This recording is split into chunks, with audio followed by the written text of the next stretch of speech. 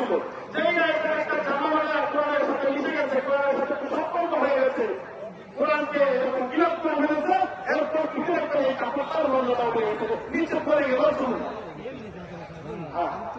কেন জিজ্ঞাসা করছি, একটা কোরআনটা বললাম ভাই, আমি আপনাদেরকে দিনের সাথে মেহরবানি করে বলতেছি, দিনের সামনে আসেন, আপনারা যখন সামনে একটু বড় মান্য করে দিচ্ছেন, বড় মান্য একটু সামনে আসেন, মেহরবানি করে আপনার জায়গা থেকে যতটুকু সামনে ফাঁকা আছে, আপনি আপনার দায়িত্ব পালন করেন, মেহরবানি করে জি জি, রোগ বেশি হয়ে গেলে যদি একটু চাইবেন আর আপনার নামাজ একটু হবে ইনশাআল্লাহ, রোগ বেশি একটু ধরনের বাঁচাইলে হয়ে যাবে ইনশাআল্লাহ, হয়ে যাবে ভাই।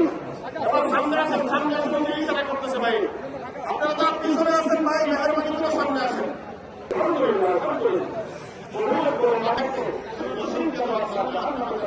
আল্লাহ মেহরবানি করবো না,